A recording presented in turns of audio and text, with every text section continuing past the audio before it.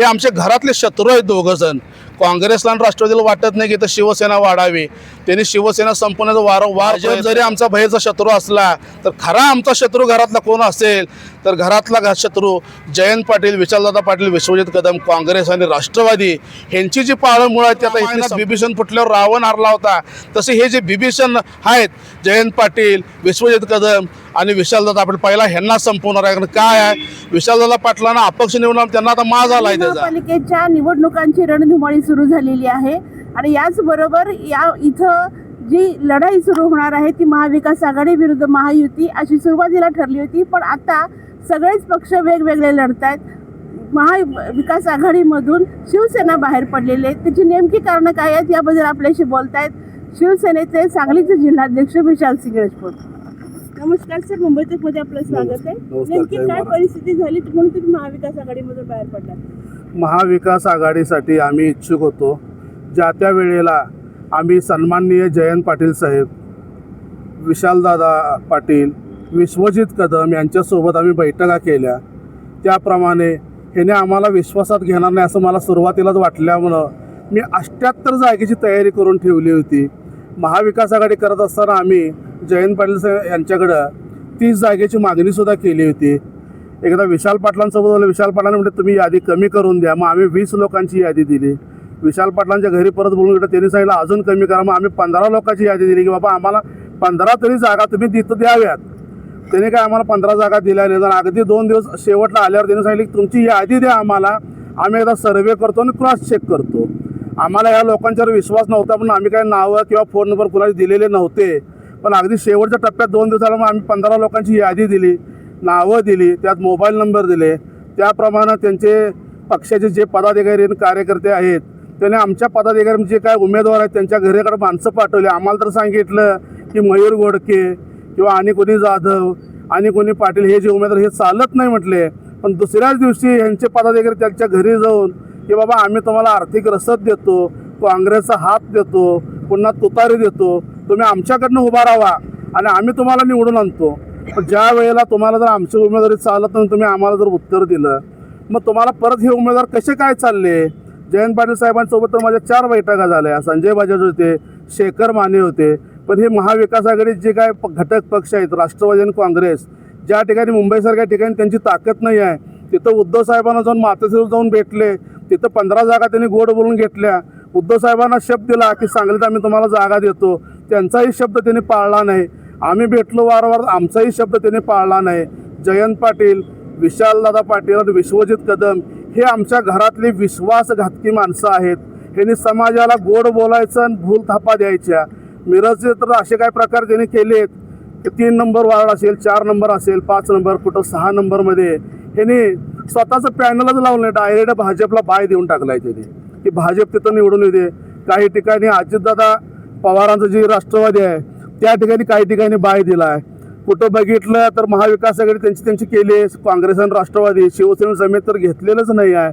काही ठिकाणी इद्रिस नायकोडी संघसुद्धा हात मिळवून केले. यांच्या डोक्यात फक्त एकच आता चाललंय काहीतरी करायचं आणि महापालिकेत घुसून आपला महापौर निवडायचा.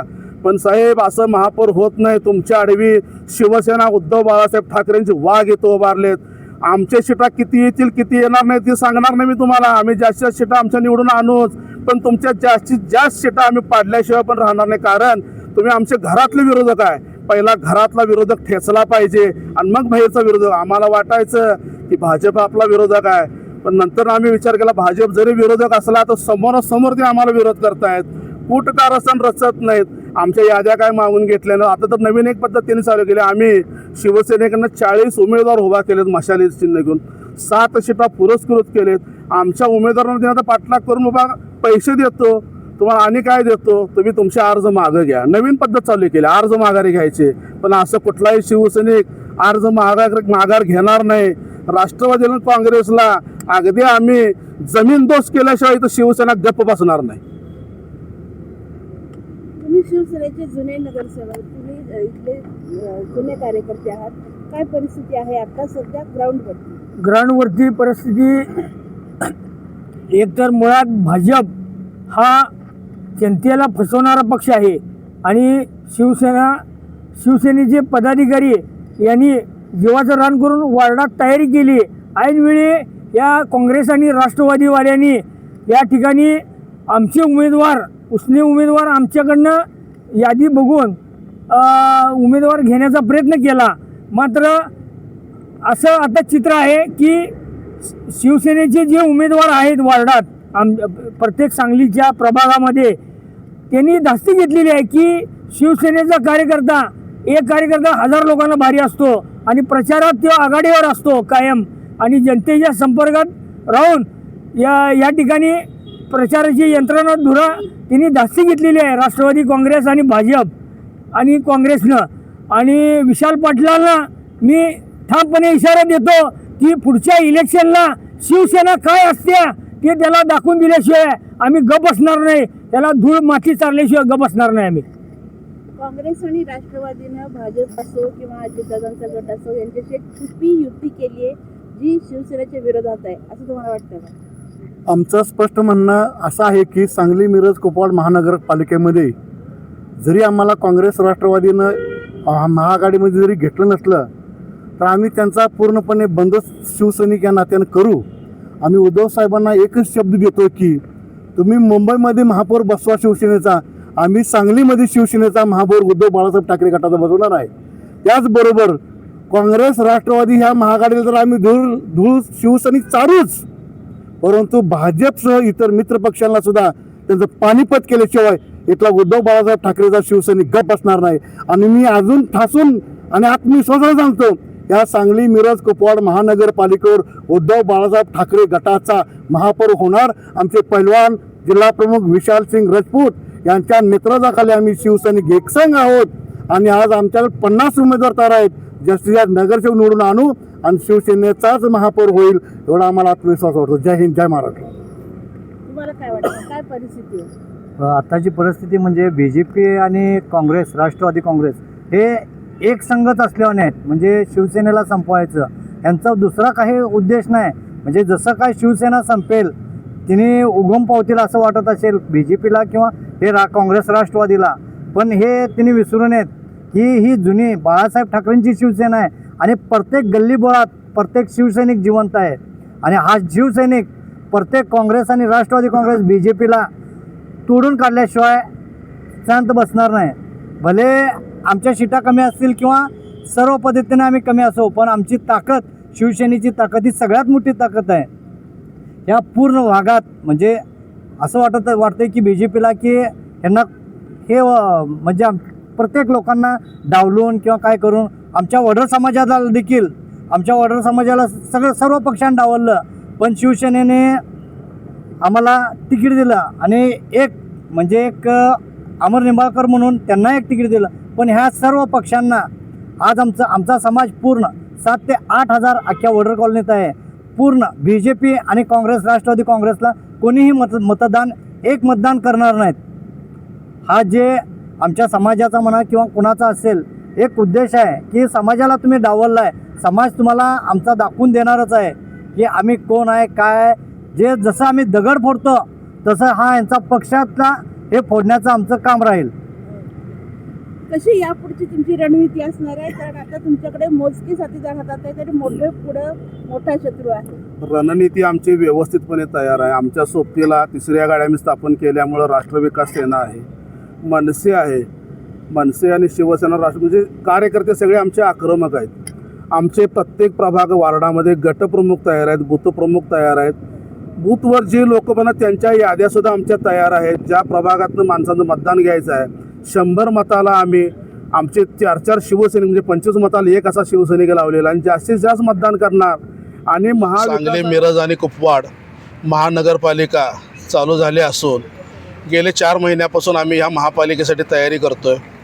प्रत्येक विभागामध्ये गटप्रमुख बूथ यंत्रणा सगळे आम्ही लावलेले आहे.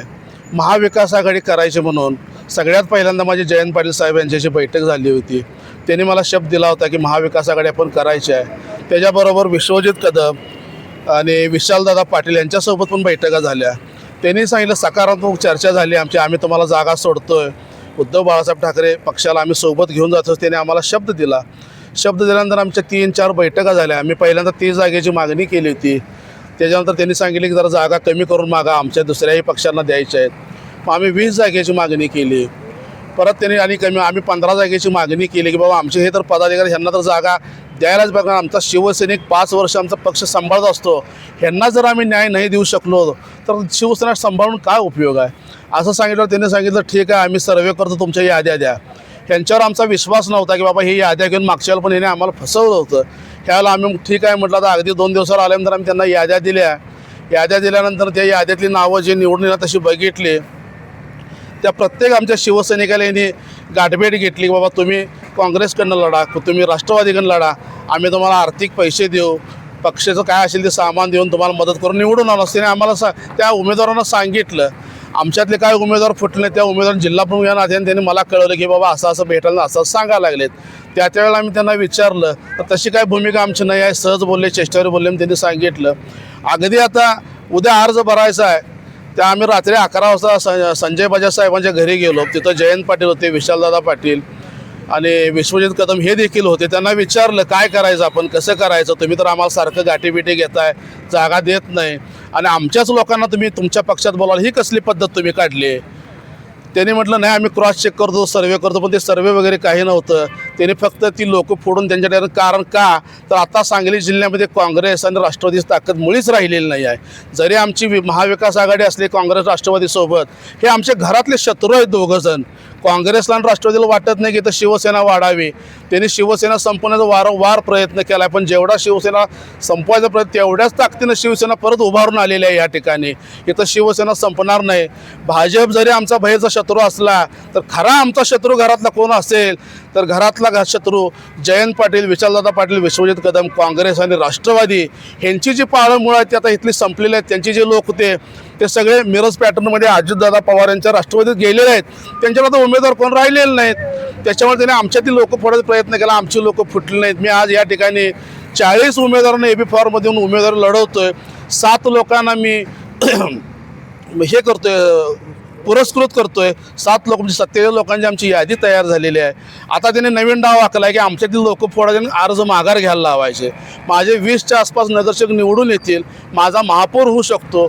मला नव्यानं जिल्हाप्रमुख, शहरी जिल्हाप्रमुख नेमल्यामुळे मी माझी सर्वस्व ताकद पणाला लावून जास्तीत जास्त सीटा निवडून या ठिकाणी आणणार आहे. आणि जयंत पाटलांना आणि विशाल पाटलांना आम्हाला दाखवून द्यायचं आहे की शिवसेना काय करू शकते.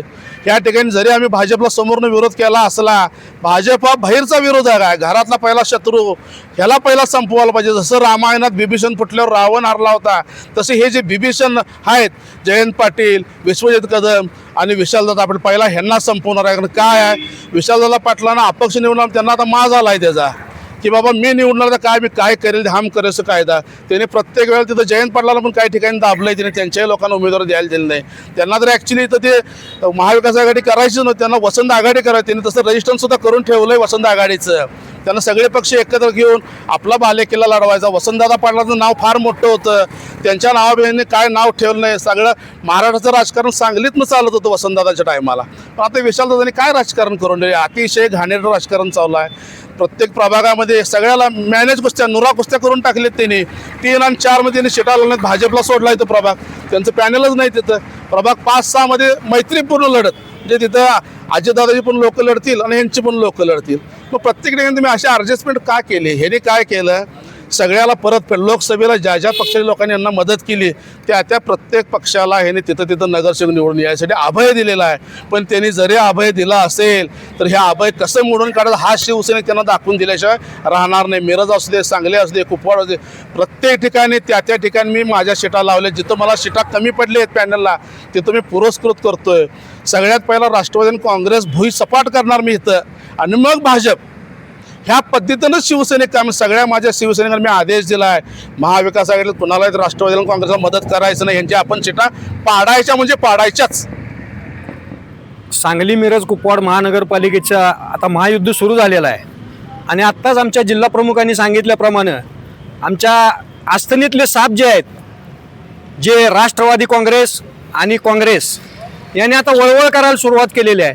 आमचे जे अधिकृत उमेदवार आहेत, ज्यांना आम्ही AB फॉर्म दिलेला आहे, त्यांच्या मागं लागलेत की आता तुम्ही मागं घ्या, हे करा. पण यांना एक माहीत नाही, तुम्ही ज्यांना मोठं केले ते तुमचं ऐकले नाहीत. पण जो हाडाचा शिवसैनिक आहे, हा एकनाथ शिंदे जरी गेले तरी सुद्धा जो शिवसैनिक गेलेला नाही तो तुमच्यासारख्या भांडगुळांचं ऐकून काय मागे घेणार. त्यामुळे तुम्ही हा प्रयत्न करायचा सोडून द्या आणि जर तुमच्यात हिंमत असेल तर ताकदीनं आमच्या समोर उभे राहा. एक शिवसैनिक तुमच्या 1000 कार्यकर्त्यांच्या बरोबरीचा आहे, कारण हा शिवसैनिक हा कायमच 24 तास रस्त्यावरती उतरणारा माणूस आहे. शिवसैनिक आहे प्रत्येक नागरिकाच्या अडीअडचणीसाठी रात्री 12 वाजता सुद्धा उठणारा शिवसैनिक आहे. अशा शिवसैनिकाला असा शिवसैनिक तुमच्या भूलतापांना बळी पडणार नाही. आणि हा आमचा भगवा शिवसेना उद्धव बाळासाहेब ठाकरेंचा शिवसेनेचा भगवा हा काँग्रेस राष्ट्रवादी या पक्षांचा झेंडा इथून फेकून दिल्याशिवाय राहणार नाही आणि त्यांचे इथलं अस्तित्व सुद्धा संपवल्याशिवाय आमची शिवसेना राहणार नाही. एवढंच सांगतो आणि थांबतो. जय हिंद, जय महाराष्ट्र.